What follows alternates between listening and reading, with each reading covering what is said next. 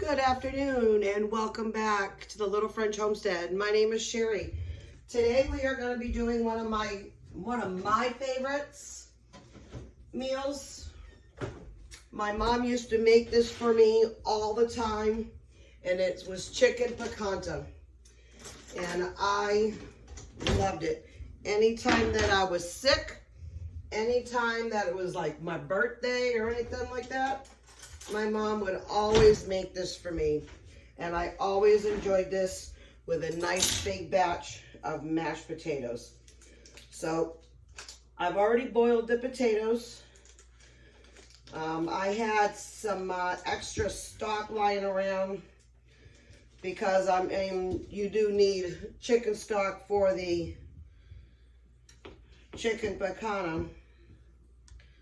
So that's exactly what I did, is I added a little bit of chicken broth into this. Now I'm adding about a half a stick of butter right now to the mashed potatoes. I am adding just a little bit of milk for right now. Gonna add some salt and some pepper. And that's all I add into mine. I do have some family members, because I used to put sour cream in here. I actually really enjoyed it with some sour cream, but they did not. So it is really strictly potatoes, butter, salt, pepper, milk. And I like old school. Now if you have an immersion blender, you can do that. But our family likes lumps in our mashed potatoes. I'm just giving these a good little smush for right now, because it's only going to take about 10 minutes or so to do the chicken. Now, a really great chicken piccata, you really want to go ahead and slice your chicken breast in half and then beat them with a mallet. You want to make sure you get them down to about a little less than a half an inch. That way the cooking time on it is going to be so much easier. Now I know that that's good, but I'm just going to take a little taste right now.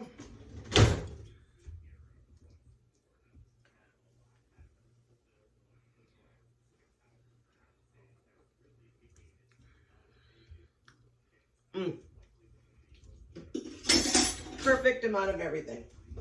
So temporarily, I'm just going to go ahead and stick a lid on that just to keep the heat in. Now we're going to work on is the piccata of it all. All right, so we got the chicken piccata here. I'm just going to get some tongs real quick.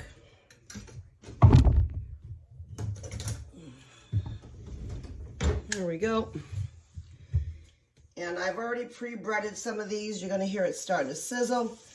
You want that really nice golden brown on both sides. You don't want to overcrowd this, so I'm just going to stick 2 in at a time.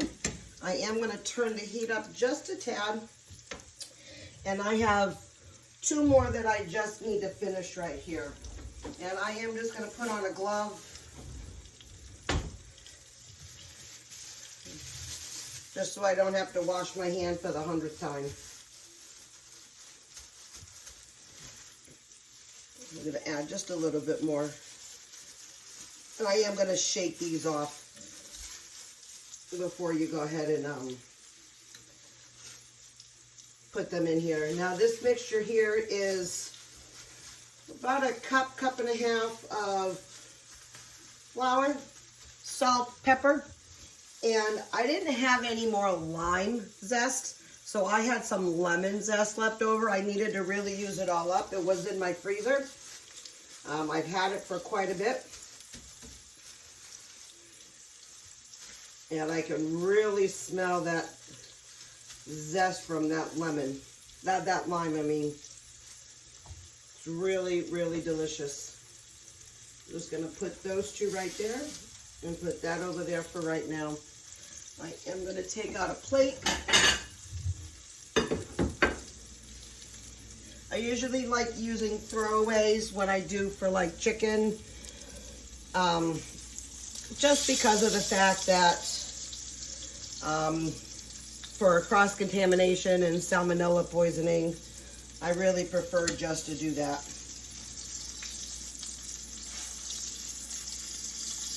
You usually want to do about 4 to 5 minutes each side. You really want to make sure that the temperature internally is 165.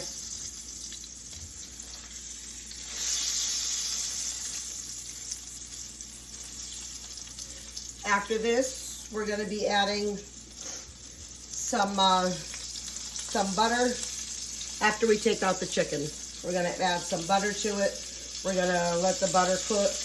I'm going to add some fresh minced garlic to it. You don't have to add garlic, but I love garlic. You want to make sure that you have some lemon juice, some chicken stock, and some capers. And that's really all the recipe calls for. You can add, at the very end, some more parsley on top, Parmesan cheese, freshly grated. That would be delicious. We actually in our family just really prefer it straight up. Now again, I have 2 children, my twins. They don't like the gravy on it, which is totally fine. So I make up their 2 and I set theirs aside. And then I go ahead and make the sauce. When I make the sauce, because you're supposed to put the chicken back in, let it sit, absorbing all of its juices. And I'll just leave theirs out.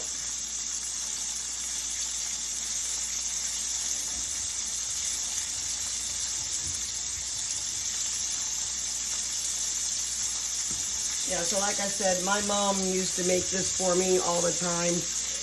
It is one of my all-time favorites. I can never get enough of the chicken piccata. Now, she was just telling me the other day, there's a restaurant where we used to go to all the time up in New Hampshire, and they would do, it was called chicken so Gouda, so you would use Gouda cheese, and she said she just made it for her and my dad. It was absolutely phenomenal, she said. So I told her, that's great. I'm going to go ahead and get the recipe, and I will go ahead and do it in here. Now I know that, again, a couple of my family members aren't going to like that. That was one of my favorites at the restaurant. I would do chicken so Gouda with a side of quinoa. Now, I'm not a big fan of quinoa, but when you have those 2 together, it is absolutely superb. Just got to make sure that when you are working with hot oil like this, that you stay kind of enough far back. I got splashes on, and I don't know how many times I've got to have splashes all over my face because of the splashback of the oil. So what I'm going to do now is I'm going to cook all these rest of these up, and then I'll come back and I'll show you how the rest of it's all done and put together.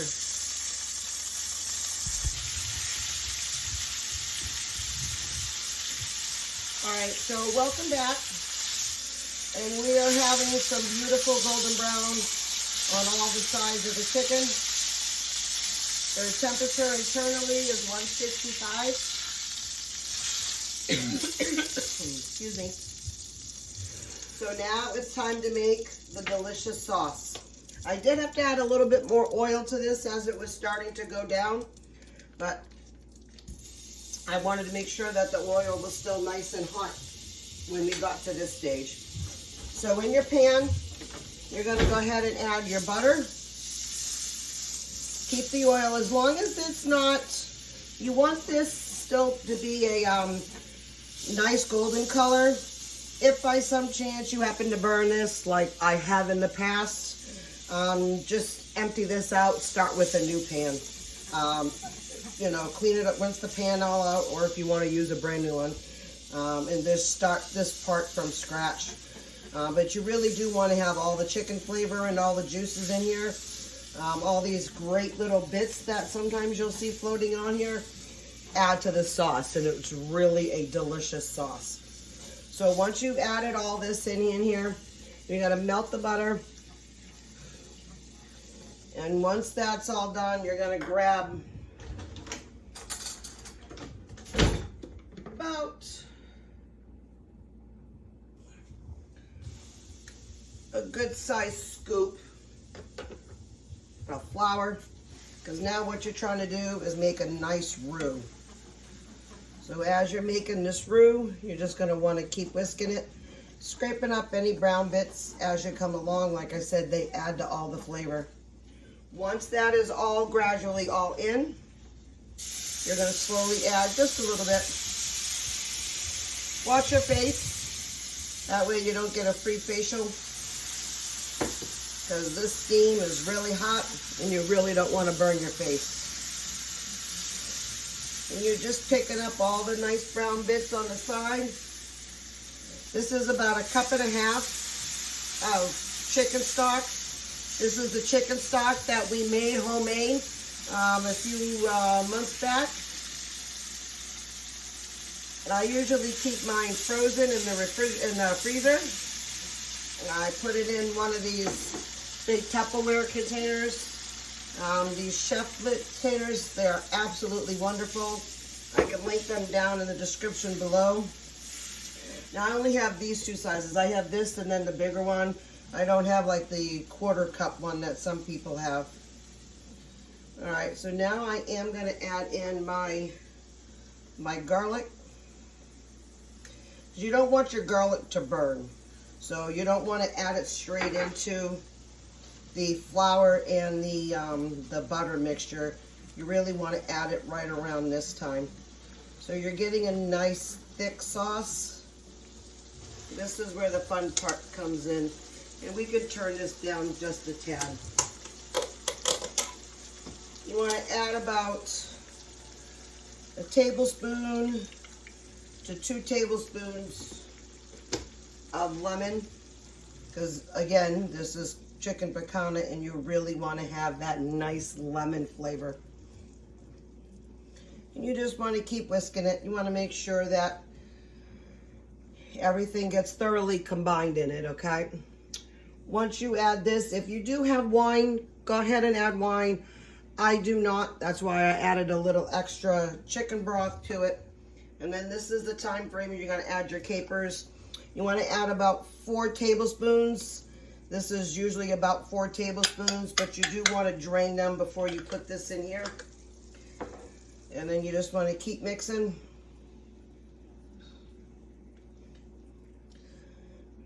Well, I want to say maybe a good 2-3 minutes. I want to make sure everything is all nicely incorporated. And then after, what you're going to do is you're going to add a little bit of salt, pepper to taste if you like. And we will add the chicken now into it. Now again, like I said, I'm going to keep 2 out.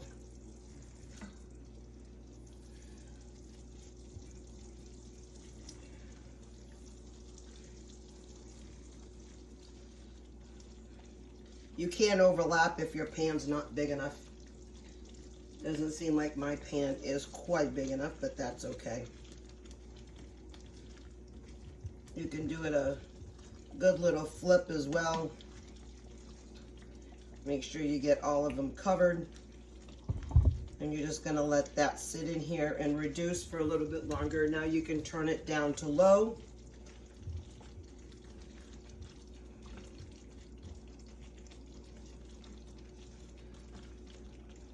I haven't made this in a while, so I am super, super excited. So while we're doing that, I'm just gonna clean this up real quick. And then I'm gonna go ahead and plate up my dinner, since I'm gonna test it first. Then we'll let the family go ahead and test it. I'm not gonna be that mean.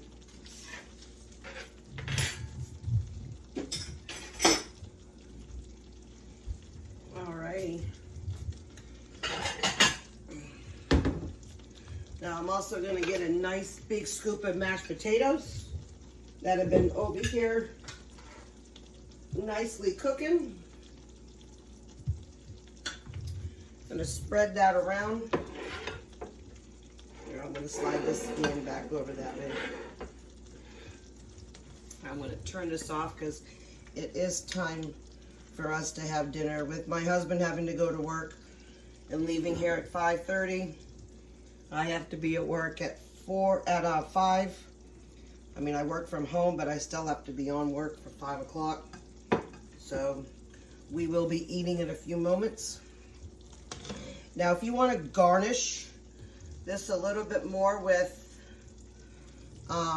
some sliced lemon, you sure can. I am going to go ahead and give this a quick little taste. I mean, I know it's good, but, and then see how that chicken is perfectly cooked? That's exactly what you want.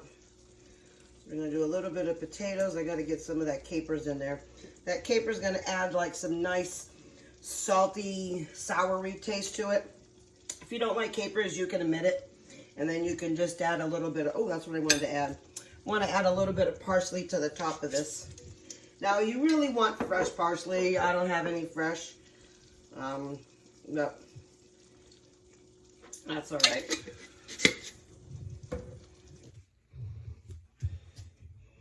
All right, so I'm back now for that bite.